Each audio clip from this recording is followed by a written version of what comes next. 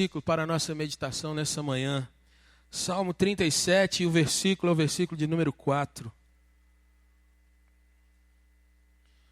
Livro dos Salmos, capítulo 37.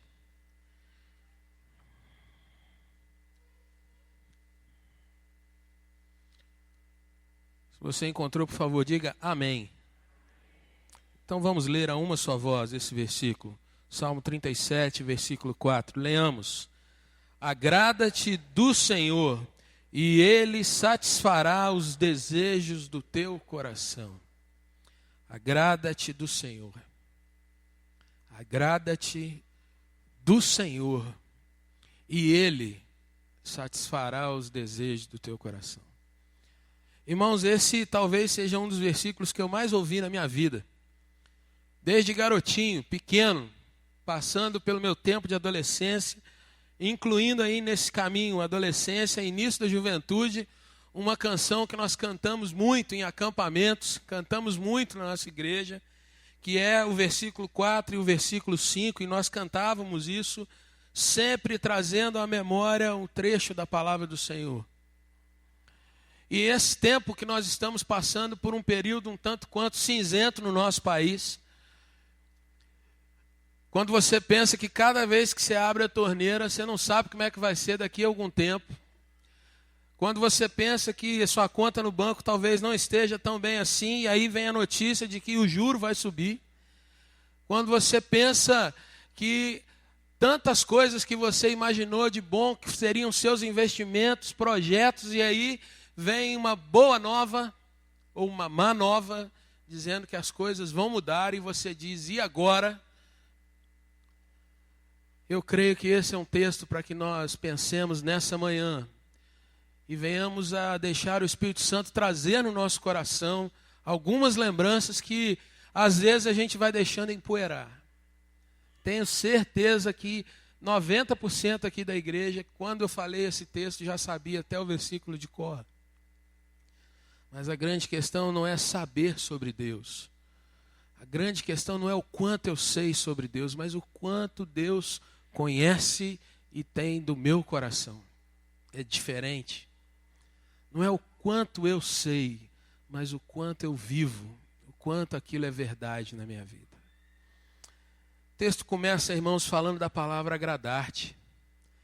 E é interessante que uma das traduções que eu fui ver para essa expressão diz você ter um prazer, mas não é um prazer qualquer, é um prazer requintado.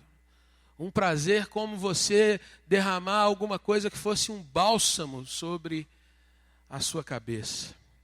Imagina você com calor, muito calor, e a gente não precisa falar mais nada, você sabe o que nós temos passado, e de repente alguém oferece para você aquele copo assim, 500 ml de suco gelado, da fruta que você mais gosta, com uma combinação certinha de açúcar ou adoçante, fica a seu critério.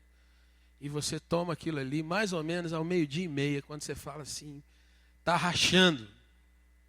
Essa sensação que você tem é o que o texto quer dizer para nós. Agradar-se de tal forma que a minha vida seja em meio a calor, em meio a dificuldade, em meio a tanta coisa estranha, eu me sinta como se estivesse num invólucro que não deixa passar essas sensações, essas dificuldades. Agrada-te. Mas é interessante, irmão, que quando a gente vai vendo os nossos dias, nem sempre a gente se lembra dessa palavra. Agradar-se significa você aprender a enxergar-se como alguém que é amado por Deus, que é gostado, que é querido, que é desejado por Deus, assim como o homem lá na criação, que Deus vinha na viração do dia para estar com ele, é você entender que Deus quer esse relacionamento com você a cada dia. É você entender, meu irmão, que você é buscado por Deus, você é tratado por Deus através de Jesus Cristo, que Deus não quer que você esteja num lugar comum, mas Deus quer a cada dia que o Filho dele, Jesus, seja gerado dentro do seu coração. Seja a cada dia um renovo para você, entendendo que a obra de Cristo começou e a cada dia ela vai se renovando até ser o tal dia perfeito que a Bíblia nos diz, ou até a consumação dos séculos, ou até a segunda vinda do Senhor, ou até a conclusão da história que nós estamos envolvidos nela. Deus começou uma obra e a cada dia essa obra está sendo realizada. Agradar-se no Senhor, meu irmão, significa que muitas vezes você entende que no meio das circunstâncias mais difíceis, você pode estar sendo lapidado por Deus. Você pode estar sendo esmerilhado, pode estar sendo lixado, pode estar sendo podado, você está sendo tratado para que seja a cada dia mais parecido com Jesus Cristo. E o mais interessante, meu irmão, minha irmã, agradar-se no Senhor significa que você entende que mesmo no meio da seca, mesmo no meio das lutas, Deus tem chamado você para ser parceiro dele na evangelização desse mundo. Interessante que o apóstolo Pedro, ele diz que os anjos desejaram, anelaram por estar na presença de Deus, mas também por levar o evangelho às pessoas. Mas ele diz que o prazer é nosso. O privilégio foi dado a nós. Em outras palavras, em tempos tão difíceis ou tão cheios de desconfiança, Deus pode estar dando oportunidade a cada um de nós para de fato mostrar que Ele está presente nesse mundo. É verdade, meu irmão, minha irmã, que quando falta água para crente e para não crente. Em tempos de economia apertada, não é porque você é crente que o seu saldo no banco vai dobrar a cada dia, não. Aliás, se isso está acontecendo e você está dizendo que é só milagre, tem alguma coisa errada. Porque a palavra do Senhor usa o trabalho como meio de graça também para que a gente evolua nessa vida. Não tem essa história de você deitar na sombra e falar assim, Deus vai mandar algo do céu. Talvez Ele mande um raio, ou uma bela chuva. Mas Deus não vai mandar dinheiro para você assim. Trabalhe, se envolva, participe desse mundo. Nós estamos no mundo, irmãos, e todas as coisas que afetam a humanidade afetam a nós. E para que você se lembre disso, biblicamente, lembre-se de Elias, que era profeta do Senhor, era homem temente a Deus, foi um homem que encarou 450 profetas de uma divindade pagã, e no entanto Elias teve a sua crise. Elias também entrou na seca, mas Deus, na sua graça, na sua misericórdia, usou das coisas mais estranhas para que Elias fosse sustentado. E às vezes Deus vai usar no nosso meio de situações que você não está acostumado, de situações que você não espera, aquelas coisas que você não viu o desenho antes. Deus vai usar exatamente aquilo para te abençoar, para te sustentar, para dizer para você assim, você nunca pensou nessa saída, mas ela estava preparada para você. Elias foi sustentado perto de um ribeiro, pouco antes de se secar, num lugar chamado Querite. Deus mandava um corvo, um pássaro que não tem o hábito de distribuir ou de compartilhar, mas era exatamente o pássaro egoísta que levava pão e carne para Elias todos os dias. Elias foi sustentado depois por uma viúva, que naqueles dias de Israel não é semelhante aos nossos dias, em que as mulheres trabalham, constroem lares, fazem as suas atividades. Mas nos dias de Elias, Deus coloca uma mulher que não tinha nada em casa, mas para que sustentasse Elias por um bom tempo também. Não quer dizer que Deus fez com que Elias andasse com a sua nuvem, com ar-condicionado sobre ele, no meio do povo na seca. Sou um abençoado do Senhor. Não. Elias sofria, mas Deus o sustentava. Lembre-se disso nesses dias. Aprenda a entender o que está acontecendo. Veja por quê, meu irmão, porque a gente fala em agradar-se, mas preste atenção nos nossos hábitos. Se fica seco uma semana, nós normalmente abrimos a boca para dizer que calor, que coisa terrível. Mas se chove na semana seguinte, 5 dias, Que chuva é essa? Será que não vai parar de chover? Agora eu quero que a gente chegue com honestidade no ponto da questão. O calor te afeta ou o calor afeta alguma coisa que você quer fazer que é para o seu prazer, talvez? A chuva te afeta ou afeta, poxa, logo agora que eu vou para a praia? Não dava para chover depois das minhas férias? E quando falta dinheiro, puxa, logo agora. Eu ia arrumar o telhado da casa, eu ia trocar a televisão, eu ia botar não sei o quê. As coisas, irmãos, muitas vezes vêm na murmuração de acordo com o nosso coração. E aí vem o segundo ponto desse versículo que diz, agrada-te de quem que está escrito aí? Irmãos, eis aí o foco, a origem, o alvo. Se o meu olhar, o meu desejo, se a minha ambição estiver nessas coisas da vida, meu irmão, eu estou andando errado. E nunca vou ser saciado. Nunca vai ser suficiente. Eu entendo, meu irmão, que esse momento de crise de água é uma situação espiritual para o nosso país, porque o ser humano tem solução para tudo quando ele imagina, quanto ele imagina.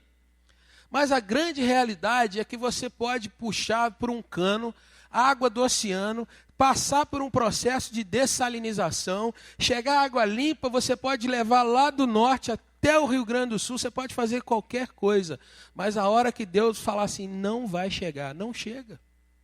O grande problema, o X desse momento é chuva. E quem consegue fazer chover?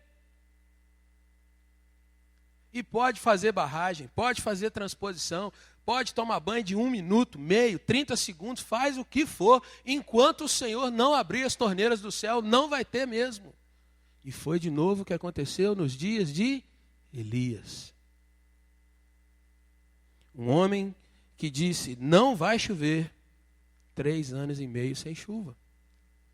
E um homem que no dia que disse, vai chover, ele correu à frente da carruagem do rei Acabe. E a chuva veio. É interessante, irmãos, que isso traz para nós uma questão que o homem, muitas vezes, ele está olhando para as coisas e não olhando para Deus. E, de novo, quem pode lembrar essa nação que nós devemos clamar pelo Senhor do universo? Quem pode, meu irmão, minha irmã, levar para o vizinho, para a vizinha a lembrança, olha, no meio da calamidade, Deus pode te sustentar. Às vezes nós pensamos assim, eu não vou para frente do Jornal Nacional e vou dizer para aquelas pessoas assim, olha, precisamos nos lembrar do Deus Criador do universo e o nosso país está mergulhando a passos e passos cada vez mais profundos numa latrina de imoralidade. Eu não vou até o jornal para falar isso, quem sou eu? Mas, meu irmão, se eu disser para uma pessoa, e essa uma pessoa se converter ao Senhor, eu estou fazendo a obra, eu estou sendo parceiro do Deus do universo. Mas eu preciso aprender que é olhar para Deus. E mais ainda, meu irmão, em tempos dessas nossas dificuldades, dessas nossas crises, nós precisamos entender qual é a nossa responsabilidade. A crise não é um castigo de Deus. A crise, meu irmão, tem um efeito didático. Deus quer nos ensinar algo. E quando eu falo de crise, pense em água faltando, ou pense, de repente, em uma outra situação. Um problema de saúde, por exemplo. Deus pode nos ensinar a cada dia como portar-nos diante dele e diante do problema. Interessante que a gente pode fazer essa pergunta também. Aquilo que eu desejo, aquilo que eu quero, vai ser para o meu sustento, vai levar-me para glorificar ao Senhor, ou vai me levar apenas para o meu prazer e para a minha abundância? Falta água. Qual o problema? É água para eu beber? É água para eu me banhar? Ou é água para lavar a calçada do jeito que vier? É água para jogar para fora, para fazer um uso indiscriminado, para apenas trazer enquanto tantos outros lugares já convivem com a realidade densa dessa e nem sempre trazem o amargor que às vezes carregamos. Tempos de fartura, meus irmãos, quando as coisas estão muito bem, quando eu tenho muito, eu me prostro diante do Senhor. Uma pergunta para mim, para a minha vida, e uma pergunta para você. Quando a gente tem dinheiro demais, a gente vai orar pedindo ao Senhor: Deus, me ensina a gastar o meu dinheiro com responsabilidade, de forma que eu te glorifique, de forma que eu não seja visto como os músicos famosos dos nossos dias, né? Funk, ostentação. Me ensina, Senhor, porque está abundando. Senhor, eu tenho saúde demais, então vou aplicar isso em quê? Nem sempre essa oração vem nos nossos dias de abundância. Mas é verdade que quando a coisa está curta, quando o cobertor não cobre o corpo inteiro, Deus me ajuda, porque faz frio aqui, eu tenho que acertar de casa. Senhor, me ajuda ali. Às vezes nós somos aproximados de Deus nessas horas. E a Bíblia também nos ensina, através de José do Egito, que quando as coisas estão abundantes, a gente tem que saber se precaver, porque a gente não sabe se depois de um tempo vem 7 anos de seca ou se vem 7 anos de mais fartura. E é interessante, irmãos, que o final do versículo vai nos levar a uma constatação que eu creio que talvez seja a mais importante para nós nessa manhã. O texto diz: agrada-te do Senhor e... Vamos repetir alto? Ele satisfará. Essa é uma expressão linda, porque se você olhar para o teu coração, e se Deus nessa hora aqui chegasse e falasse com você assim: o que você quer que seja feito na sua vida? Meus irmãos, nós não seríamos algumas centenas de pessoas aqui nessa manhã. Nós seríamos milhões. Porque todo mundo acha que tem a resposta certa para colocar na boca de Deus. Deus, eu preciso nessa hora de um emprego. Se eu tiver um emprego, está resolvido. Deus, eu preciso nessa hora de um namorado ou uma namorada. Se tiver isso, está resolvido o meu problema. E assim é, Deus, eu preciso de uma cura. Porque se eu tiver com 2 braços, 2 pernas vigorosas, nada nesse mundo me segura. Mas é interessante que o texto diz: Ele satisfará os desejos do teu coração. Mas, meu irmão, a palavra de Deus em Jeremias 17:9 diz assim: enganoso é o coração, mais do que todas as coisas. Não é mais do que o do vizinho, ou mais do que o do não crente. O coração, ele é mais enganoso do que todas as coisas. Em qualquer lugar, em qualquer época. E o texto continua dizendo assim: desesperadamente corrupto, quem o conhecerá? Eu me lembro de um filme, que é uma comédia, um filme todo poderoso, com aquele ator Jim Carrey. E num determinado momento do filme, ele foi colocado no lugar de Deus. E aí ele começa a ter a percepção de ouvir as pessoas fazendo orações em todos os lugares. E ele, ainda com o coração humano, mas com o poder nas mãos de ser como Deus, ele ouve as pessoas pedindo, passando fome, outros pedindo para ganhar na loteria, outros pedindo para trocar de carro, aquele monte de pedido, e de repente ele vai num computador e dá um sim, um enter, para todos os pedidos de uma vez só.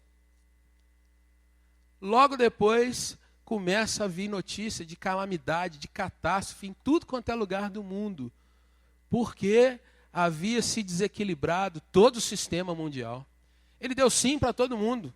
Isso significava, em outras coisas, que um queria ganhar na loteria, ele ganhava, mas o outro perdeu. Mas, ao mesmo tempo, o outro orava para o inimigo dele ser danificado, e acontecia, e o de cá, e pedia, ou seja, houve um caos. E é interessante a gente parar para pensar, meu irmão, que, às vezes, eu e você estamos com o nosso coração pronto. Nós falamos, Deus, só se o Senhor tocar nisso aqui, está tudo pronto. Mas às vezes, meu irmão, minha irmã, o nosso coração não é colocado no altar do Senhor. E muitas vezes nós julgamos saber muito mais do que Deus. Isso me lembra que uma serpente foi conversar com uma mulher e disse para ela assim, o que Deus disse para você? E aquela mulher respondeu a palavra de Deus, ela sabia. Mas quando foi questionada, olha, não foi bem isso que Deus disse. Na realidade, vocês vão se tornar iguais a Deus. E aí o coração daquela mulher disse, é verdade. Todos nós conhecemos isso, irmãos. Mas aí eu quero retornar para você, te trazendo essa pergunta. Se Deus te respondesse agora, afirmativamente com o que você tem pedido. Deus falasse assim, olha, está liberado, está aqui na sua mão. Por mais crente que você seja, eu quero te perguntar. Você já parou para pensar nas consequências disso?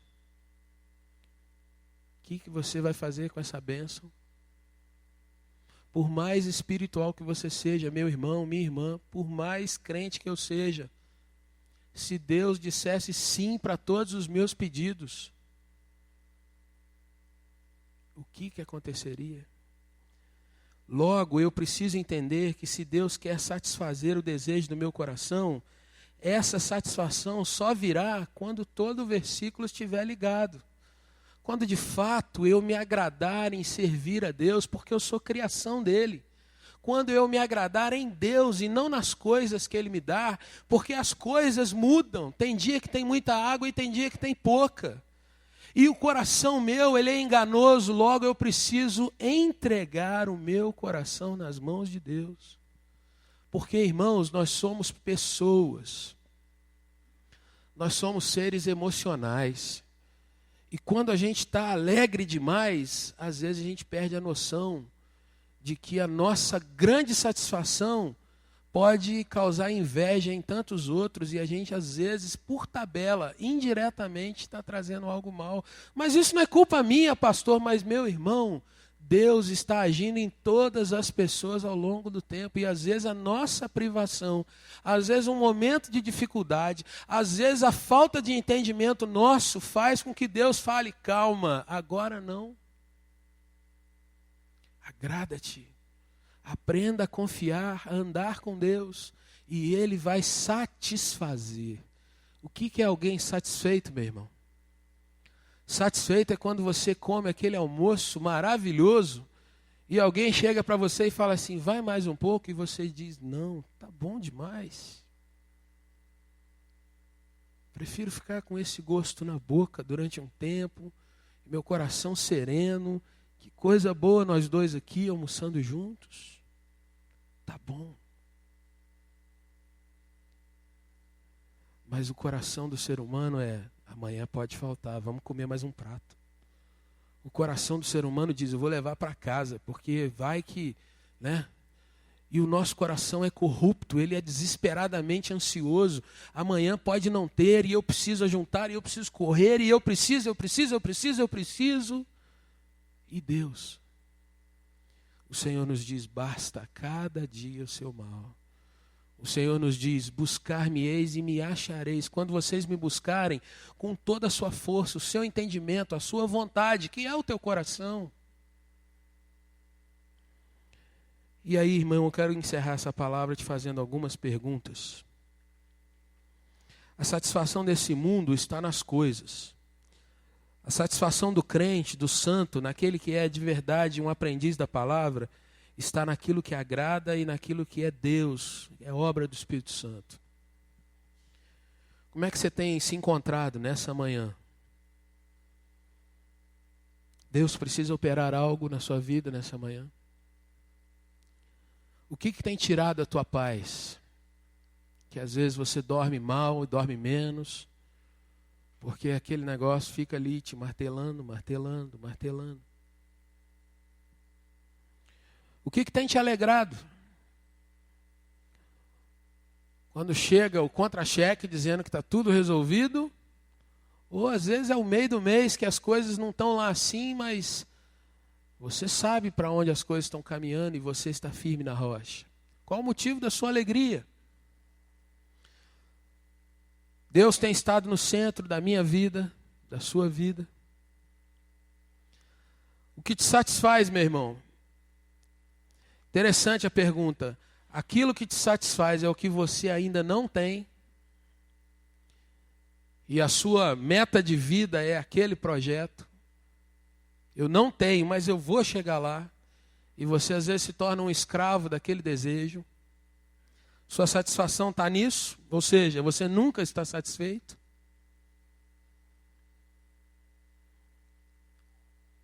Mas e se Deus te der essa resposta? Isso vai glorificar o nome do Senhor ou de repente vai te afastar de Deus? Vamos orar.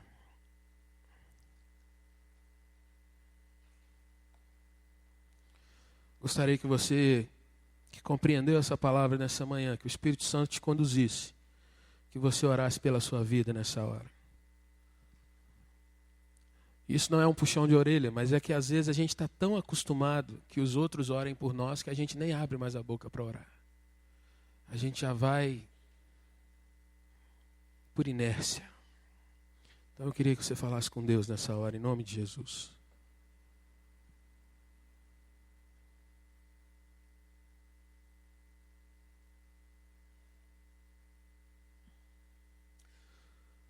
Senhor, que o Senhor esteja ouvindo cada oração nessa hora, Pai.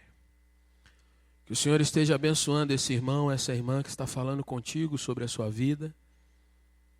Esse irmão, essa irmã, Deus, que nessa manhã ouviu, agrada-te do Senhor e Ele satisfará os desejos do teu coração. Que o Senhor esteja ministrando a tua voz e o teu doce consolo.